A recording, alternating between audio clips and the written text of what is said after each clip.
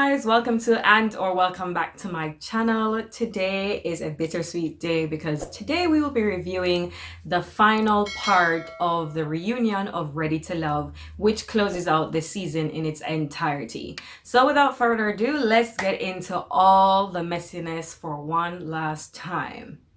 The episode continues from the end of last week with Tommy asking Kyra if she would like to continue or resume dating AJ.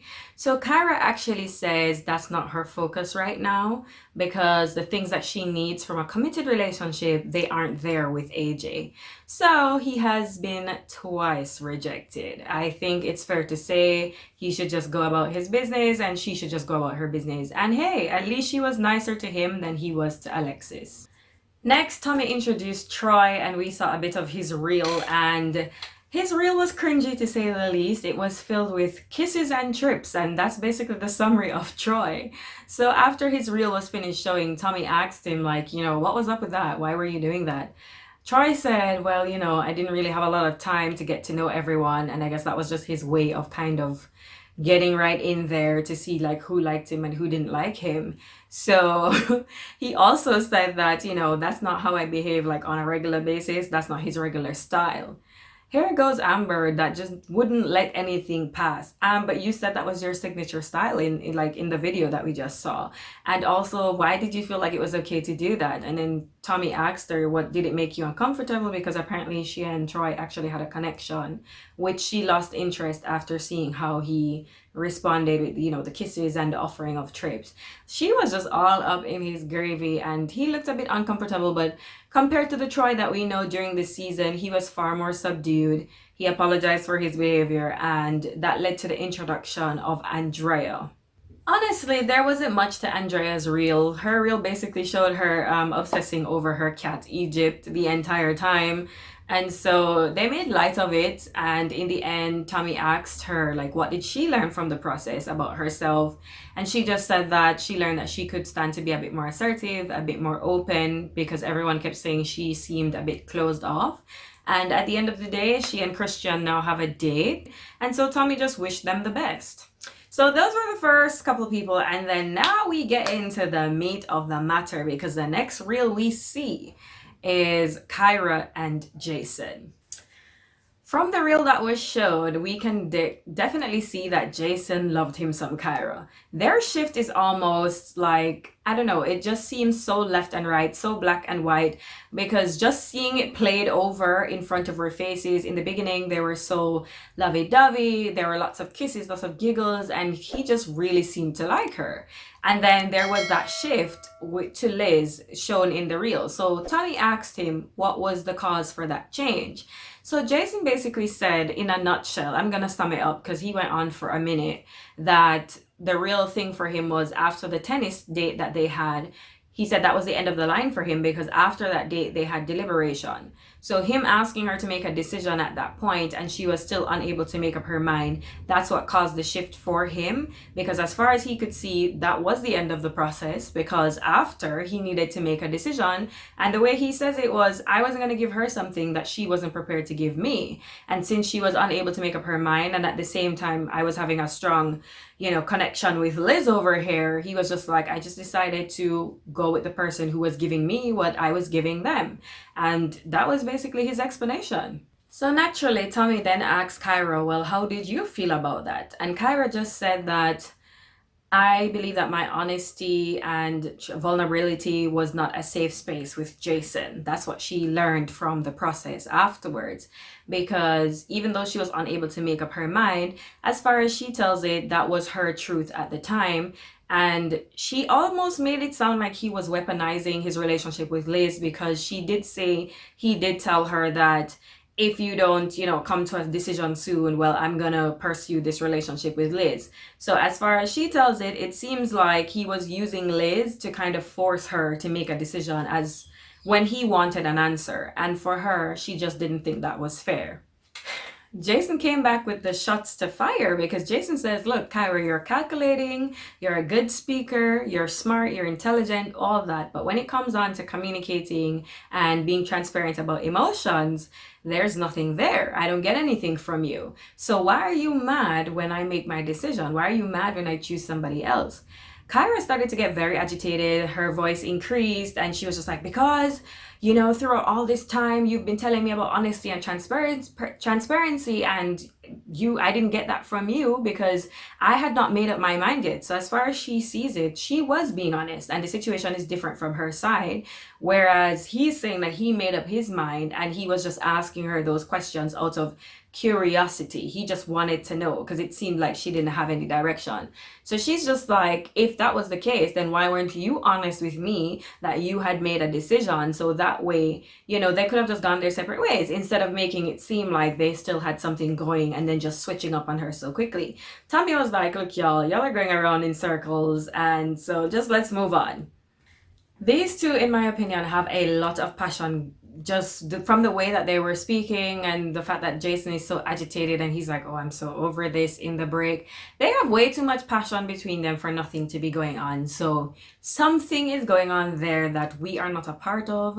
We missed some parts of this story, as I said last week, but I'm glad that they were able to air out their laundry. When they went on a break, Liz was like to Jason, oh, you handled yourself well, and it's good that she got to say her part. The next reel that we saw was actually David and Stacey, and their reel mainly showed that mishap situation between them with the privacy issue. Whereas Stacey feels like in a relationship she should still have privacy, and David kind of felt like no, there should be complete transparency. So Tommy asked him, do you think that situation was blown out of proportion? David was like, yeah, it was definitely. Like, David is so arrogant. Like, just listening to him in general speaking, I don't like him.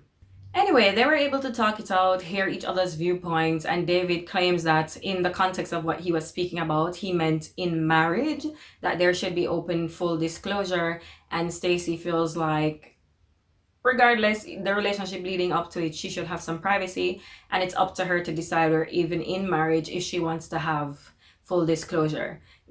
Yeah, and that was the end of that between them. Verneisha and Joel's reel played next, and watching back, it was all rainbows and giggles from Verneisha's side. They both seemed like they would have made such a great couple. I mean, with the exception of the whole Kyra name drop situation, they actually seemed like a promising couple. But baby, looking at them on the couch at the reunion, we all knew something was wrong. Tommy knew something was wrong because there's so much space between them, and Verneisha is sitting like this with her arm folded. So we already knew. Body language tells us, honey, that something is not right here. So Tommy asked Verneisha, well, looking at you all, clearly, body language, something is wrong. So what's going on? What's the update on you two? Verneisha said 2 weeks after the show, Joel completely changed. She said when they were on set, they would have breakfast together, they would spend time together in between takes. After set, they would go out for dinner or whatever, they would be on the phone. And she said after that, after filming about 2 weeks, all of that stopped. She said they're even at the point now where they don't even speak anymore. And he made her feel like she was moving too fast when in fact he's the one who actually slowed down. Tommy asks Joel, well, what changed after the process? Why have you been, acting differently? So Joel says, as far as he knows, he said he's always been friends with everyone on the show with the exception of Ida and Andrea. But if you let Verneisha tell it, she'll come to the conclusion that him and Stacey are together. So Verneisha was like, well, that's the word in the streets, like that's what she heard. So Tommy was like, where did you hear that from? She didn't want to say the person's name, so she just said from other cast members. Plus, she finds that Stacey has a problem adhering to boundaries. Of course, Stacey chimed in a bit, but what she said wasn't really important. So then, Tommy asked him, for example, so he gave an example and said, for one of the major examples was when Amber heard that his mother-in-law, I guess his ex-mother-in-law, had died. And so Amber basically reached out to him I'm sorry to hear this, and if you need anything, so and so and so, even if it's just to take you out for a drink or whatever. And apparently Verneisha did not like that and reached out to Amber to let her know that if they went by themselves, that's not something that she was going to be okay with. So all in all, the picture that we're getting is that Verneisha is pushy, she's moving fast, she's aggressive, and that she has a clingy issue where she doesn't want him to be out with anybody or anyone else. But then Joel also has a part to play in it, because he told Tommy that one of the things, like, she did bring up that he had like commitment issues and he was saying she was moving too fast. And one of the things with him was, he said he would go out to watch parties, and apparently at one point somebody asked him, like, where's your girl, like, why, where's she at, why is she not here with you? And he was just like, well, I don't have a girlfriend. And so they asked specifically, well, where's Verneisha? And he was just like, well, we're taking things slow. So she kind of took that to mean that he's disowning her almost, and he doesn't see a problem. He doesn't think that there's any issue in saying that. But I'm thinking realistically, if you and someone are dating exclusively and someone asks them about you and then they go, well, I don't have a girlfriend, that's the first thing he says, I would be hurt by that. So I think she's within her rights to be hurt by that, especially since she explained that she asked him directly, like, what are we doing? Are we dating other people or not? And she said he expressed that he didn't want to date around, he just wants to date her. So she was just like, well, if that's what he wanted to do, he should have said that, and then she wouldn't have had a problem, in terms of they would have agreed that he's dating other people, she's dating other people. So for her, I think that's what's hurting her. She was really, really hurt by it. And while Verneisha is a bit aggressive and comes on a bit strong, because I think she's so ready for a life partner, whereas Joel just does not seem to be in that place. I think he's kind of just playing the field right now, enjoying being a bachelor. I don't think he wants anything serious, and I think that's why she's so hurt by the whole situation, because she thought this was something serious, and obviously it's not. Ultimately, Tommy asks, well, where is this going? Is it too much to kind of mend your relationship? Because I saw you two as the couple out of everyone that were gonna, stand the test of time. And Verneisha was just like, well, she doesn't know. She doesn't really know if they can mend right now. And Joel was just like, well, honestly, Tommy, I've taken a step back from her. Verneisha said, no, we've taken a step back from each other. Like, you're not going to let me be out here looking all crazy. We've taken a step back from each other. And for her, she was just like, I don't need to chase a man. And that's not something she's willing to do. Once they cut and they were backstage, Vern was actually crying. And Dietrich was just telling her to, like, stick it out with Joel, because he knows that they have something special. But Joel is obviously just scared. And Verneisha was like, look, I'm good. You could tell, like, she was genuinely hurt by the situation. And then how they tried to paint her, the type of person they tried to make her come off to be, I think that also hurt her. So I think at this point, these two just kind of need to just forgive each other and move on, and just accept that they don't want the same thing. Maybe later on down the line, they can try again. But for right now, I think it's pretty dead in the water. David and Liz were next, so of course we saw their reel, and baby, I've been waiting on this, because I've been waiting on somebody to check David ever so correctly, okay? So once they played their reel, we really saw that their relationship was just a roller coaster, a complete hot mess. And after Chris was in the background, after he saw, because I don't know if they see each other's video until the reunion, it doesn't seem so, because once Chris saw it, Chris was in the background like, what WTF, bro? Like, he's wondering, like, what was that behavior? Like, embarrassed, So Tommy was like, David, like, you wouldn't let her speak. That was absolutely wrong. David was like, no, it wasn't. And went off on a complete tangent to say that it wasn't wrong, because she actually said something to him off camera about the fact that there was a man in her life, and every time they got close, he would disappear, and he didn't want to be one of those men. And I'm just sitting here like, does David think we're stupid? Because what does that have to do with the question? What does that have to do with you acting a fool, talking about yourself eliminating? Even if she said that to you, what does that have to do with your behavior? It's not making sense. Please make the connection for us. David is a whole liar. You know how you know someone is a liar? When they need to tell you a story about, every question leads to a story to justify why they did what they did. He can never just be direct. Why did you react that way? That's the question. You could have just been like, well, I was embarrassed, I didn't want to so and so and so, or I felt uncomfortable. Oh no, she told me this, and this made me feel this way, and because of this, and I didn't want to be this type of man. Shut up, stop lying. So at this point, Tommy's looking at him like, you're a whole liar. But Tommy was like, okay, let me stop you right there. How do you justify, or what made you feel it was okay to ask her in front of other people if she kissed Jason again, because that was one of the major things that hurt Liz and embarrassed her, according to her. And he actually looked us in the face. I guess I said us because he was looking at Tommy, but I'm just like, this man is a whole bold-faced liar, and said that, oh, I didn't do that. How it actually went in the conversation was I was actually complimenting her for letting me know that she had kissed Jason. I was complimenting her on her honesty. And it's just like his lies don't make any sense, because why would she be embarrassed by that? She said he embarrassed her in front of his friends, and she explained why she was embarrassed. If you complimented her on that, why would she be embarrassed? David, stop it. Tommy hit him with another question. Tommy was like, well, you came in very hot on the last date that she invited you on. That was right before he was supposed to be eliminated. So Tommy was like, you came in hot. Why was that? David was like, oh, well, Liz had heard about the situation with Kyra, because you remember that week when all of the men, well, 4 of the guys chose Kyra. So apparently she heard about it, and according to him, she called him saying that, I heard that you chose Kyra so and so. David said, well, when you call me, or when someone calls me talking about I heard, it's an automatic, turn off for me, because I'm just way too mature for that. That's his justification for why he was acting the way he was acting when he was about to be eliminated. This man is actually mad. Like, he's actually mad. Like, I don't even... Do you guys do screening before you bring people onto the show? Because David is crazy. And to be fair, because he lies without any, like...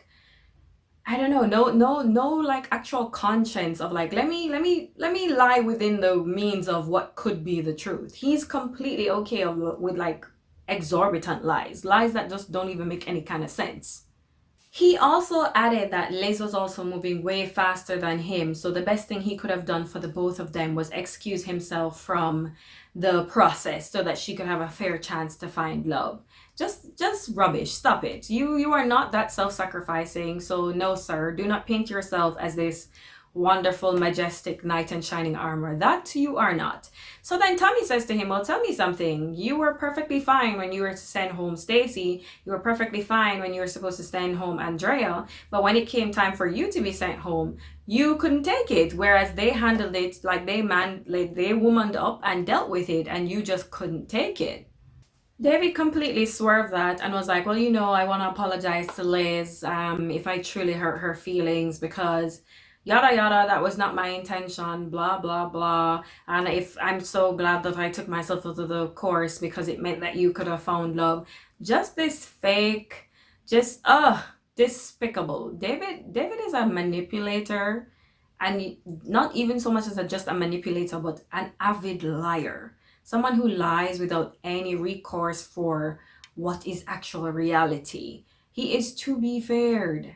Oh my God, just despicable and horrible. And he had the nerve to get up and go over there to try and hug Liz. His voice started trembling like he was actually being heartfelt. Liz gave him an auntie hug, like she was way out here. Hugged him very wide with a couple pats. She was like, okay. And then he tried to kiss her on the cheek. Her head was so far turned, I think she would have broken her neck if it moved even an inch more. And they cut to break, and Tommy whispered underneath his breath like, yeah, that was a church hug. Liz busted out laughing, and Jason gave her props for how she dealt with him, because David is just too much. He's way too much. Jason and Liz's reel played next, and they had some really cute moments. I mean, the only cringeworthy moment for me was really the rose mini ceremony / speech that Jason did. I found it very cringy, but the rest of it, you could see that they had a genuine like for each other. And so once their reel was finished playing, Tommy just asked, well, Liz, what makes your relationship work?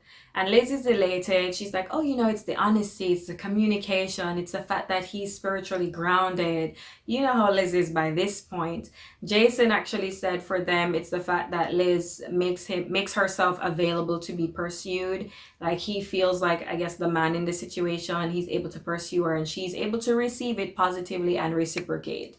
All in all, they seem to be in a very good place. They also revealed that they are exclusively dating. They are together. They are in a relationship. Actually, Jason said, I guess you can call it that, when Tommy said, like, are you in a relationship?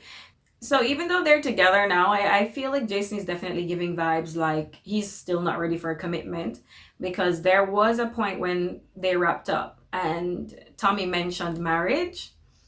and he like scratched his head and looked down like, oh, like I'm not sure about that. So at least he's okay with being exclusive now, but just the way Jason is acting, he's not giving me like long-term vibes. But I guess they're just okay with where they are right now, and he's respecting her intimacy and celibacy boundaries. So unless they're lying, but all things are coming up, Jason and Liz. So at the end of all of this, basically the two standing couples are Jason and Liz and Amber and Chris. Everybody else fell to pieces. So all in all, guys, that's it. And we're finally at the end of a very long, tumultuous season. And it was good to see the growth between a lot of these couples that were unexpected. For me, it was Jason and Liz were very unexpected. And interesting to see how someone can put on a persona, David, and then completely change in the end. Yeah, guys, that's it. That's it for Ready to Love. So moving forward, there will be other reviews. I have started put a ring on it.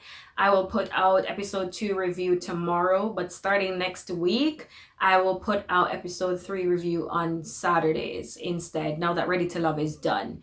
And a few other things. I'll keep you posted. Just keep checking. So remember to subscribe, like, and share. And until next week, guys,